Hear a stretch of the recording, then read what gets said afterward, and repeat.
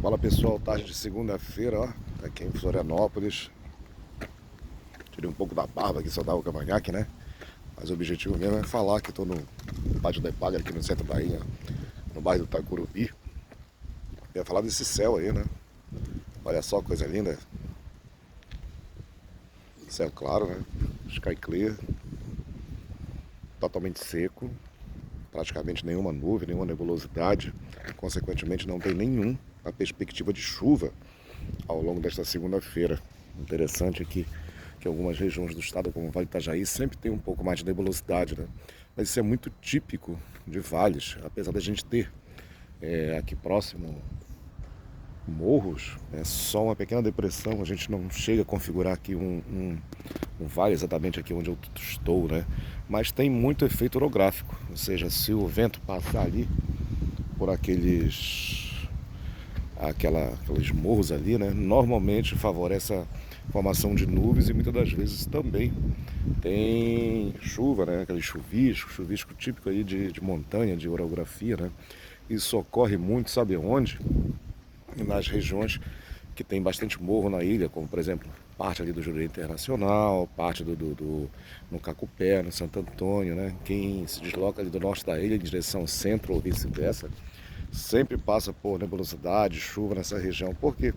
Porque é o efeito orográfico, né? É o efeito do... passa aqui por cima e ela acaba se depositando em uma outra região. É muito típico de nuvem orográfica, né? Mas por que está de céu claro? Céu claro porque está sob efeito dessa massa de ar mais seco, né? Um sistema de alta pressão ou anticiclone. A gente está acostumado a falar em ciclone, né? Esse é justamente um anticiclone. Uma pressão muito grande de cima para baixo inibe a formação de nuvens, consequentemente não chove, né? Não chove, o ar é seco e a temperatura acaba se elevando um pouco mais, especialmente à tarde, né? E a gente tem durante o dia um balanço de radiação muito grande, né? Então tem radiação chegando, tem radiação voltando. Então a gente tem no período da noite só o resfriamento, né? Só tem a volta, não tem a ida. Então o que acontece? O raio solar ele chega, atravessa a nuvem e depois logo na sequência ele aquece o solo, né? A superfície, o chão e não o ar. Então o que acontece? Tem o aquecimento durante o dia, tem o pico durante as 14 horas, onde normalmente acontecem as máximas.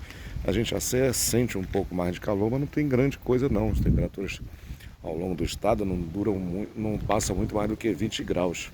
E à noite eu tenho um resfriamento, ou seja, como não tem mais a fonte do sol jogando radiação, aqui está no solo, acaba se perdendo, resfria o ar.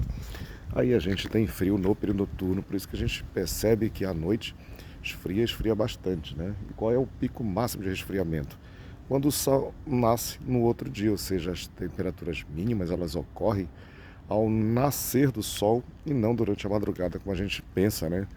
Tem algumas exceções sim, quando chega a massa de ar frio no decorrer do dia, muitas das vezes acaba trazendo temperaturas mínimas à noite, mas 99,99% acontece em torno do amanhecer. Se amanhece 5 horas da manhã ou 7, então essa é que é a hora da temperatura mínima.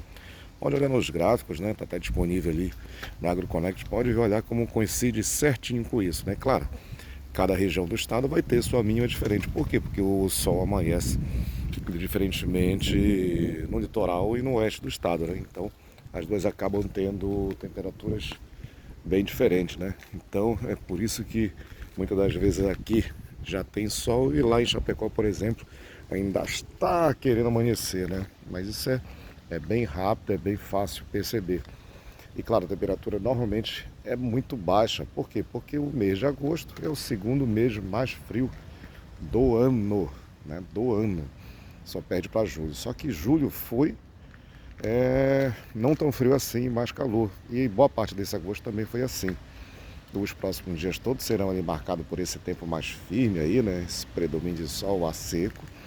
sempre no Vale Planalto Norte vai ter um pouquinho mais de nebulosidade e só volta a chover efetivamente na sexta-feira, quando passa uma nova frente fria, volta a aumentar a nebulosidade, pode provocar chuva normalmente vem acompanhando tempestade, aquele evento forte antes, aquece bastante, principalmente durante a tarde.